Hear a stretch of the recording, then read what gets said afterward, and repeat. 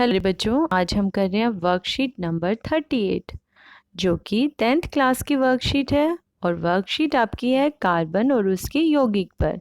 यही हम वर्कशीट पहले से कर रहे हैं बेटा। कार्बन के बारे में हमने बहुत कुछ पढ़ लिया है, तो पहले हम स्टार्ट करते हैं। वर्कशीट का नंबर डालते हैं।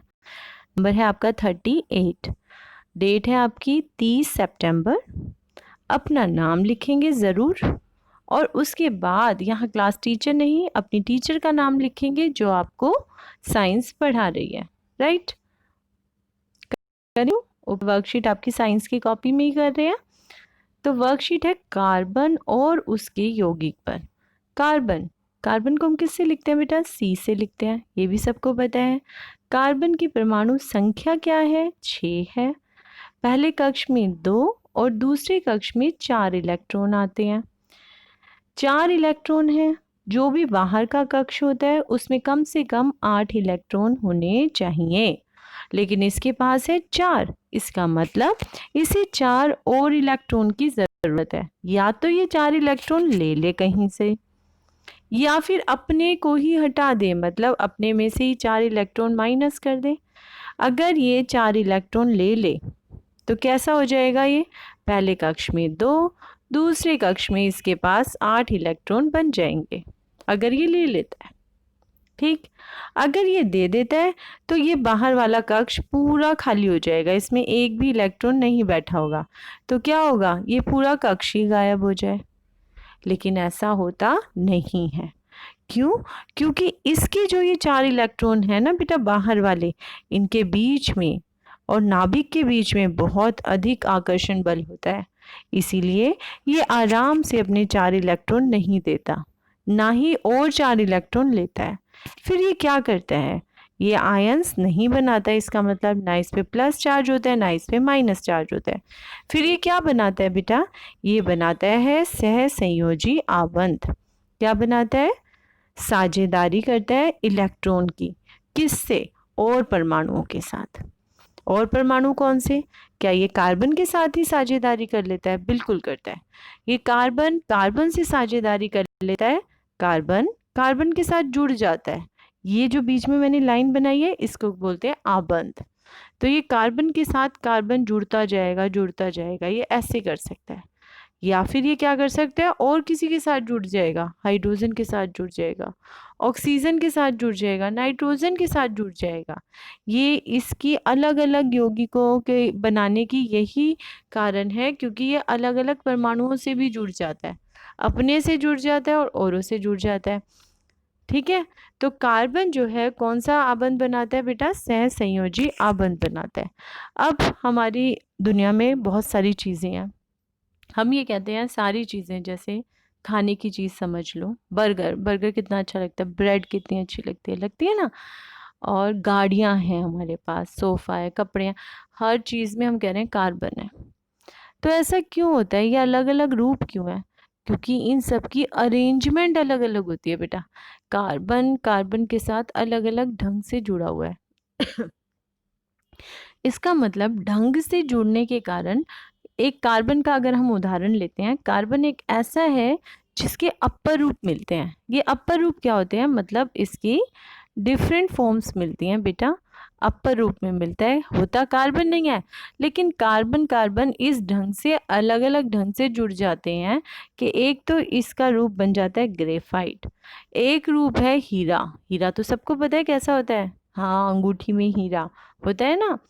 तो इसका मतलब ये देखिए, ये दोनों ही कार्बन के बने हुए हैं, प्योर कार्बन है दोनों के अंदर। ये भी कार्बन का बना हुआ है, हीरा भी, और ये ग्रेफाइट भी कार्बन की बनी हुई है। लेकिन सिर्फ अंदर ये, इसमें भी सी है, हर जगह सी है, इसमें भी सी है, और कुछ भी नहीं है। फिर इसका अरेंजमेंट अलग अलग है।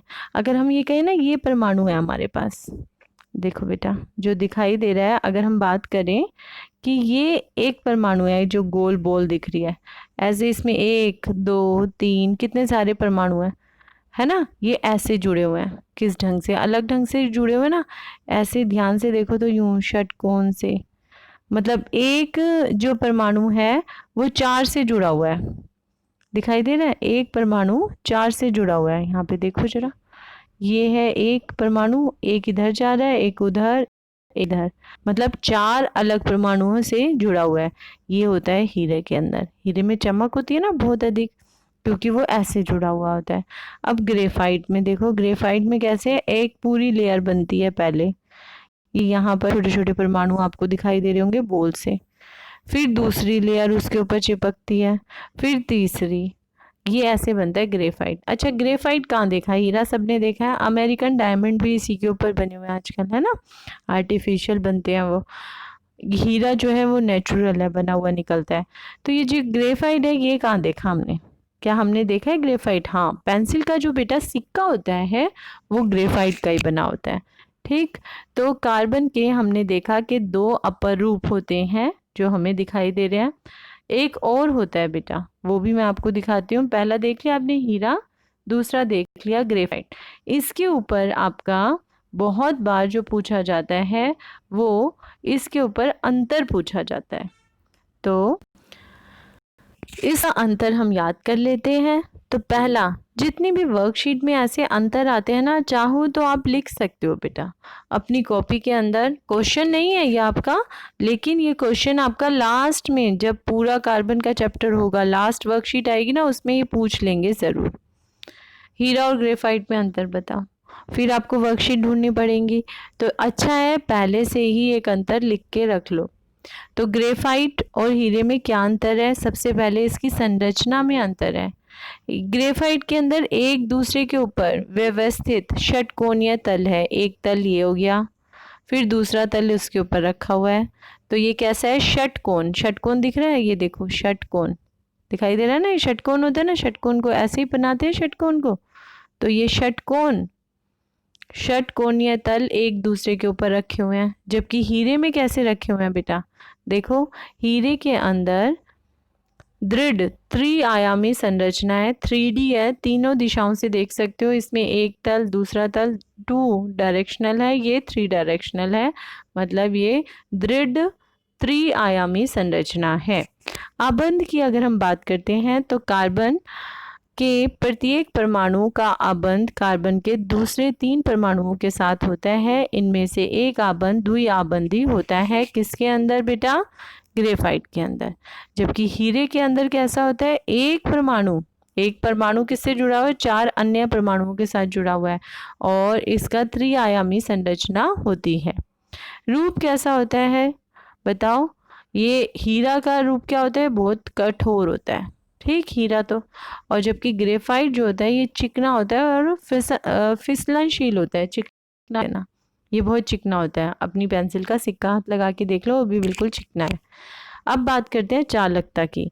तो हीरे के अंदर से बेटा विद्युत धारा नहीं बहती, इसका मतलब वो कुचालक है। जबकि जो ग्रेफाइट है उसके अंदर से आराम से इलेक्ट्रॉन चलते रहते हैं, इसका मतलब ये सुचालक है।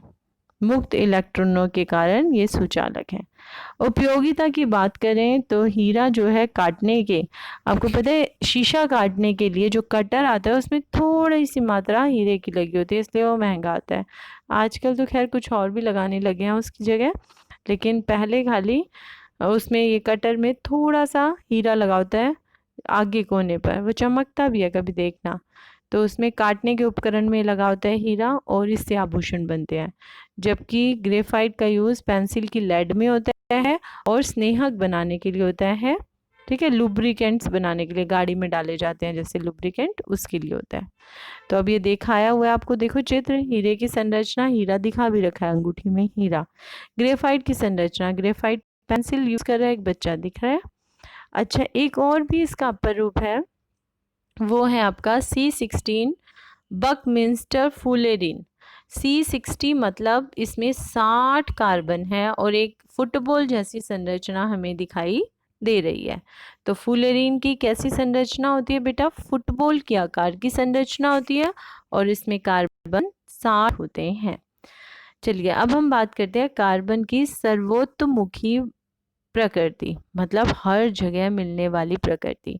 आपको पता है कार्बन एक ऐसा तत्व है जो सजीवों में, उनके प्रयोग किए जाने वाले उत्पादों में, उन सब में ये पाया जाता है, जैसे कि स्टार्च, मंड में, शर्करा में, तेल में, ग्लूकोज में, घी में, दवाइयों में, सब में ही इसका ये ज़रूर होता है, ये मुख्य घटक होता है।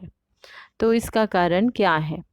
सहसंयोजी बंध की प्रकृति के कारण कार्बन में बड़ी संख्या में यौगिक बनाने की क्षमता होती है, क्योंकि ये कौन सा आबंध बनाता है बेटा? सहसंयोजी आबंध, जिन्हें कार्बनिक यौगिक या कार्बन यौगिक कहते हैं। तो इसका कारण क्या हुआ? इसकी सर्वोत्मुखी प्रकृति का कारण इसके अंदर सहसंयोजी आबंध बनाने की प्रकृति है। कौन सी प्रकृति है बेटा? सहसंयोजी आबंध बनाने की प्रकृति के कारण बड़ी संख्या में यौगिक बनाने की क्षमता होती है। ठीक है, तो बड़ी संख्या में यौगिक क्यों बनाता है ये? क्योंकि इसके अंदर आबंध कैसे हैं? सहसंयोजी आबंध। चलिए, अगला है श्रृंखलन। एक सर्वोत्मुखी होने का कारण है इसका श्रृंखलन का गुण। श्रृंखलन मतलब चेन बनाना। ये चेन बनाता है, कार्बन अन्य 4 कार्बनों से जुड़ जाता है और वो चेन का निर्माण कर लेता है। जैसे मैं दिखा देती हूँ आपको, ये कार्बन बैठा हुआ है बेटा, एक कार्बन है, ये दूसरे कार्बन से जुड़ गया, ये तीसरे से, ये यहाँ पे बैठे बैठे अपने 4 अलग अलग कार्बन से जुड़ सकता है, चाहे तो 4 अलग अलग परमाणुओं से जुड़ सकता है। ठीक है, तो पहली बात करेंगे हम 4 अन्य परमाणुओं के साथ। कार्बन कार्बन के ही 4 अन्य परमाणुओं के साथ जुड़ जाता है। ठीक, ये इसका एक बहुत अच्छा गुण है, एक अद्वितीय क्षमता है आबंध बनाने की। ठीक, जिससे बड़ी संख्या में अणु बनते हैं। इस गुण को श्रृंखलन का गुण कहते हैं। कैटिनेशन मतलब श्रृंखलन, याद करो आप, श्रृंखलन का गुण कहते हैं। दोबारा बता रही हूँ, कार्बन में कार्बन के ही अन्य परमाणुओं के साथ आबंध बनाने की क्षमता होती है। ये चाहे तो ऐसे जुड़ सकता है, ये चाहे तो नीचे ब्रांच में, शाखा में जुड़ सकता है, और कैसे जुड़ सकते हैं? ये वलय के रूप में भी जुड़ जाते हैं, जैसे अभी हमने देखा था ग्रेफाइट में जुड़ रहे थे ये, है ना? तो ये वलय के रूप में भी जुड़ जाते हैं। ठीक, अगला करें, कार्बन। कार्बन आबंध अत्यधिक प्रबल होते हैं, अतः यह स्थायी होते हैं। कार्बन का कार्बन के साथ जो आबंध बनता है बेटा, वो बहुत स्थायी होता है, जल्दी से टूटता नहीं है। ठीक है, चतुर संयोजकता। कार्बन की 4 संयोजकता मैंने अभी बताई थी, वो 4 इलेक्ट्रॉन से जुड़ सकता है, दूसरे किसी के भी और अपने से भी। इनमें कार्बन के 4 अन्य परमाणुओं से, चाहे तो ऑक्सीजन से, चाहे हाइड्रोजन से, चाहे इलेक्ट्रॉन, सब के साथ आबंध बनाने की क्षमता होती है। किसमें? कार्बन में। कार्बन द्वारा जो आबंध बनते हैं बेटा, उनका आकार छोटा होता है। ठीक है, इसके कारण इलेक्ट्रॉन के सहभागी युग्मों को नाभिक मजबूती से पकड़े रहता है, और बड़े परमाणुओं वाले तत्वों से बने आबंध तुलना में अत्यंत दुर्बल होते हैं। चलिए बात करते हैं शुद्ध कार्बन को अत्यधिक उच्च ताप और दाब पर उपचारित करके हीरे को संश्लेषित किया जा सकता है। अब हीरा वैसे तो नेचुरल है, मिलता है, लेकिन उसको बनाया भी जा सकता है। वो कैसे बनाए? शुद्ध बिल्कुल कार्बन लेते हैं, उसके ऊपर बहुत अधिक दाब और बहुत अधिक टेम्परेचर, ताप भी बढ़ा देते हैं, प्रेशर भी बढ़ा देते हैं उसके ऊपर, और उसका टेम्परेचर भी बढ़ा देते हैं, उसके बाद बनाया जा सकता है हीरा। ठीक है, यह हीरा क्या कहलाएगा? संश्लेषित हीरे आकार में छोटे होते हैं। सिंथेटिक हीरे जो होते हैं वो आकार में छोटे ही मिलेंगे, लेकिन अन्यथा ये प्राकृतिक हीरों से अभेदनीय होते हैं। मतलब आप पहचान नहीं सकते कि इसमें से नेचुरल हीरा कौन सा है और सिंथेटिक हीरा कौन सा है। फुलेरीन जो है, लास्ट वाला आपने देखा, फुलेरीन कार्बन अपर ग्रुप का एक अन्य वर्ग है। सबसे पहले C60 की पहचान की गई, जिसमें कार्बन के परमाणु फुटबॉल के रूप में व्यवस्थित होते हैं। चूंकि यह अमेरिकी आर्किटेक्ट बकमिंस्टर फुलर द्वारा डिजाइन किया गया था ये C60, इसलिए इसका नाम भी रखा गया, और ये जियोडेसिक गुंबद के समान लगते हैं, इसीलिए इस अणु को फुलेरीन नाम दिया गया। अब आते हैं क्वेश्चन आंसर पर बेटा। पहला है, कार्बन सर्वोत्मुखी प्रकृति क्यों दर्शाता है? तो इसका आंसर यहीं से है, इसका थोड़ा आंसर बड़ा हो जाएगा। यहीं से लिखोगे आप कार्बन की सर्वोत्मुखी प्रकृति। कार्बन एक ऐसा तत्व है, लिख रहे हैं आप साथ साथ, कार्बन एक ऐसा तत्व है जो सजीवों में और उनके प्रयोग किए जाने वाले उत्पादों का मुख्य घटक है। इसके दो मुख्य कारण हैं, चाहो तो यहीं पर लिख दो, कार्बन के सर्वोत्मुखी प्रकृति होने के दो मुख्य कारण हैं। पहला कारण क्या है बताओ, इसी में था श्रृंखलन का गुण। तो पहला आ गया श्रृंखलन। कार्बन में कार्बन के अन्य परमाणुओं के साथ आबंध बनाने की अद्वितीय क्षमता होती है, जिससे बड़ी संख्या में अणु बनते हैं। इस गुण को श्रृंखलन का गुण कहते हैं। ये लिखकर आपको नीचे एक चेन बना देनी है ऐसी, जहां हम कुछ नहीं दिखाते वहां कार्बन बैठा है, हम ये मान लेते हैं। ठीक, एक वल्य वाली बना देना बेटा, वल्य वाली मतलब सी ऐसे दिखा देना, इसी के नीचे ही ऐसे जैसे मैं बना रही हूँ आपने ये लाइनें लिखी हैं, उसके बाद ये दिखाना, इसका रूप ये वाला दिखाना, और एक रूप ये पूरा नहीं बना भी, आपको वल्य बनाना है इसके अंदर, यहाँ ऐसे दिखाना बेटा।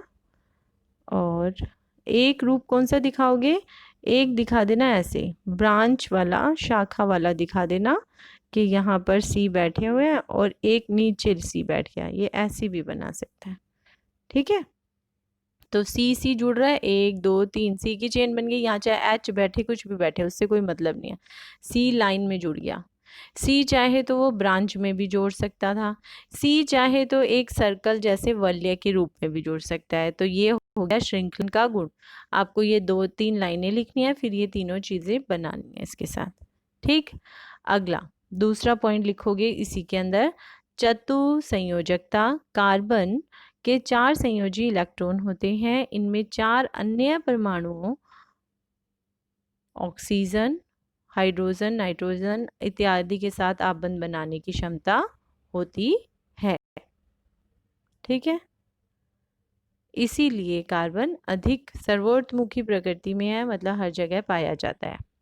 अगला क्वेश्चन है, कार्बन के परमाणु अधिक संख्या में यौगिक क्यों बनाते हैं? तो इसका आंसर क्या था, सबसे ऊपर दिया हुआ था, ये रहा। कार्बन सहसंयोजी आबंध बनाता है, इसी के कारण कार्बन बड़ी संख्या में यौगिक बनाने की क्षमता रखता है। इसीलिए कार्बन अधिक मात्रा में यौगिक बनाने की क्षमता रखता है। बस इतना ही लिखेंगे। अगला क्वेश्चन, फुलेरीन में कार्बन परमाणु की न्यूनतम संख्या एवं उसका आकार बताइए। तो सबसे कम इसकी संख्या कितनी हो सकती है, ये अभी हमने देखा। सबसे कम इसकी संख्या C60 लिखा है, तो सबसे कम कार्बन की संख्या 60 हो सकती है। कार्बन परमाणुओं की संख्या कितनी हो सकती है, 60 हो सकती है। और इसका रूप कैसा होता है, फुटबॉल के आकार का इसका रूप होता है। एक बच्चा दोनों ओर से पेंसिल छील लेता है बेटा, और बैटरी के टर्मिनलों से जोड़ देता है। ली उसने एक पेंसिल और उस पेंसिल को उसने दोनों ही तरफ से छील दिया, यहाँ से भी छील दिया बेटा और यहाँ से भी छील दिया। अब उसने इसको जोड़ दिया किससे, बैटरी से, और एक लगा दिया बल्ब। अब ये पूछ रहा है क्या बल्ब जलेगा या नहीं जलेगा, तो बल्ब जलेगा। क्यों, क्योंकि ग्रेफाइट जो है, पेंसिल में ग्रेफाइट होता है और ग्रेफाइट विद्युत का सुचालक होता है। यहाँ पे ये लाइन लिखी हुई है, ये लाइन इसके अंदर लिख देना। ग्रेफाइट के अंदर मुक्त फ्री इलेक्ट्रॉन्स होते हैं,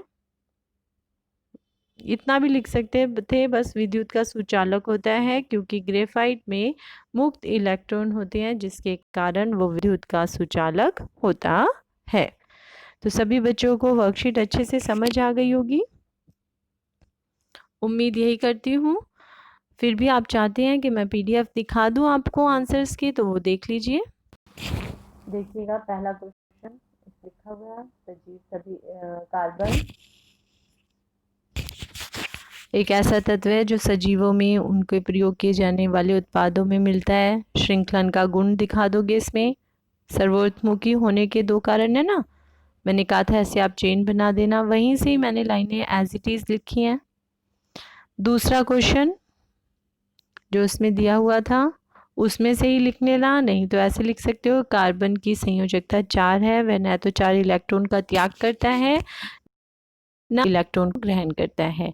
ये 4 अन्य इलेक्ट्रॉनों के साथ साझेदारी करता है और परमाणुओं के साथ जुड़कर यौगिक का निर्माण करता है। फुलेरीन में कार्बन परमाणुओं की न्यूनतम संख्या एवं उसका आकार बताइए। तो फुलेरीन में कम से कम 60 होती है परमाणुओं की संख्या और इसका आकार फुटबॉल के कवर की तरह का होता है। एक बच्चा दोनों तरफ से पेंसिल छीलकर बैटरी के दोनों टर्मिनल से जोड़ देता है, क्या परिपथ में से विद्युत प्रवाहित होगी? कारण बताइए। पेंसिल के अंदर है जो विद्युत का सुचालक होता है। यहाँ पे एक लाइन और कर देना, इसमें मुक्त इलेक्ट्रॉन होते हैं, यहाँ पे ऐड कर देना बेटा, इसमें मुक्त इलेक्ट्रॉन होते हैं, इसमें मुक्त इलेक्ट्रॉन होते हैं जिसके कारण यह विद्युत का सुचालक हो जाता है। ठीक है, अच्छे से समझ आ गई होगी बच्चों वर्कशीट। तो बच्चों वर्कशीट अच्छे से समझ आ गई। Thank you for watching. फिर भी कुछ नहीं समझ में आता तो आप कमेंट बॉक्स में लिखिएगा।